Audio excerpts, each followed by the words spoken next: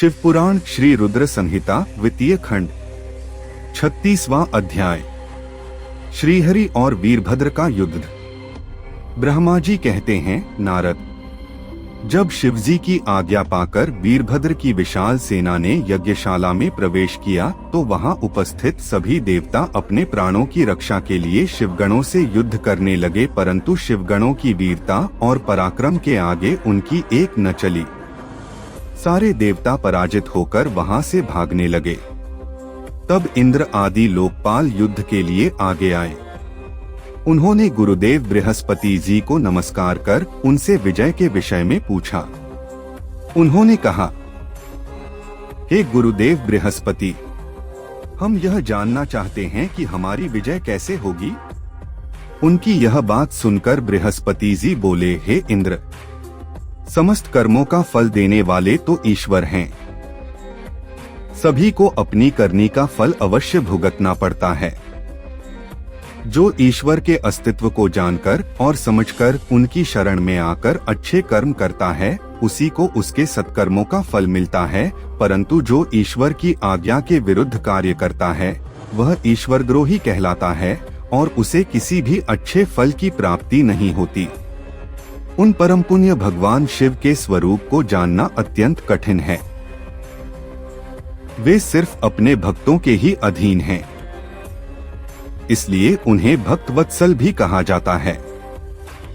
भक्ति और ईश्वर सत्ता में विश्वास न रखने वाले मनुष्य द वेदों का 10,000 बार भी अध्ययन कर लें तो भी भगवान शिव के स्वरूप को भली भांति नहीं जान पाएंगे।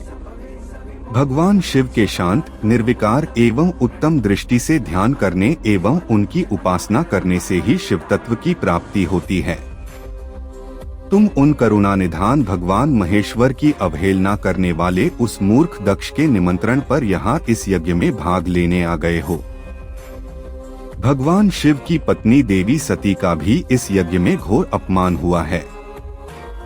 उन्होंने इसी यज्ञ में अपने प्राणों की आहुति दे दी है। इसी कारण भगवान शंकर ने रुष्ट होकर इस यज्ञ विध्वंस करने के लिए वीरभद्र के नेतृत्व में अपने शिवगणों को भेजा है। अब इस यज्ञ के विनाश को रोक पाना किसी के भी वश में नहीं है। अब चाहकर भी तुम लोग कुछ नहीं कर सकते। बृहस्पति जी के ये वचन सुनकर इंद्र सहित अन्य देवता चिंता में पड़ गए। सभी वीरभद्र और अन्य शिवगण उनके निकट पहुंच गए। वहां वीरभद्र ने उन सभी को बहुत डांटा और फटकारा। गुस्से से वीरभद्र ने इंद्र सहित सभी देवताओं पर अपने तीखे बाणों से प्रहार करना शुरू कर दिया। बाणों से घायल हुए सभी देवताओं में हाहाकार मच गया और वे अपने प्राणों की रक्षा के लिए यज्ञ मंडप से भाग खड़े हुए। यह देखकर वहां उपस्थित सभी ऋषिमुख भयभीत होकर श्रीहरि के सम्मुख प्राण रक्षा के लिए प्रार्थना करने लगे। तब मैं और विष्णु जी वीरभद्र से युद्ध करने के लिए उनके पास गए। हमें देखकर वीरभद्र, जो पहले से ही क्रोधित थे, हम सबको डांटने लगे। उनके कठोर वचनों को सुनकर विष्णु जी मुस्कुराते हुए बोले, हे शिव भक्त वीरभद्र, मैं भी भगवान शिव का ही भक्त हूँ। उनमें मेरी अपार श्रद्धा है। मैं उन्हीं का सेवक हूँ, परंतु दक्ष अज्ञानी और मूर्ख है। यह सिर्फ कर्मकांडों में ही विश्वास रखता है। जिस प्रकार महेश्वर भगवान अपने भक्तों के ही अधीन हैं, उसी प्रकार मैं भी अपने भक्तों के ही अधीन हूँ। दक्ष मेरा अनन्य भक्त है।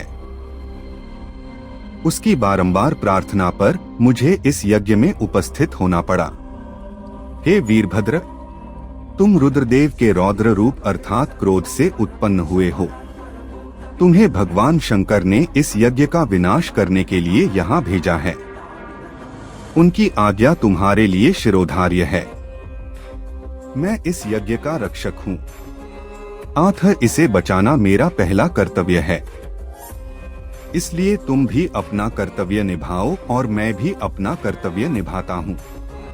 हम दोनों को ही अपने उत्तरदायित्व की रक्षा के लिए आपस में युद्ध करना पड़ेगा। भगवान विष्णु के ये वचन सुनकर वीरभद्र हंसकर बोला कि आप मेरे परमेश्वर भगवान शिव के भक्त हैं, यह जानकर मुझे बहुत प्रसन्नता हुई। भगवान, मैं आपको नमस्कार करता हूँ। आप मेरे लिए भगवान शिव के समान ही पूजनीय हैं। मैं आपका आदर करता हूँ, परंतु शिव आज्ञा के अनुसार मुझे इस यज्ञ का विनाश करना है। यह मेरा कर्तव्य है। यज्ञ का रक्षक होने के नाते इसे बचाना आपका उत्तरदायित्व है। अतः हम दोनों को ही अपना अपना कार्य करना है। तब श्रीहरि और वीरभद्र दोनों ही युद्ध के लिए तैयार हो गए। तत्पश्चात दोनों में घोर युद्ध हुआ। अंत में वीरभद्र ने भगवान विष्णु के सुदर्शन चक्र को जड़ कर दिया।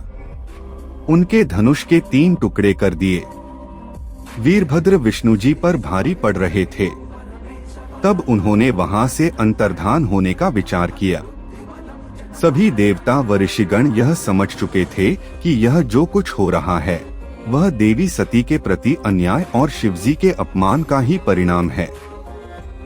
इस संकट की घड़ी में कोई भी उनकी रक्षा नहीं कर सकता। तब वे देवता और ऋषिगण शिवजी का स्मरण करते हुए अपने अपने लोक को चले गए। मैं भी दुखी मन से अपने सत्यलोक को चला आया। उस यज्ञ स्थल पर बहुत उपद्रव हुआ। वीरभद्र और महाकाली ने अनेकों मुनियों एवं देवताओं को प्रताड़ित करके उनका वध कर दिया। भृगु, पूषा और भग नामक देवताओं को उनकी करनी का फल देते हुए उन्हें पृथ्वी पर फेंक दिया।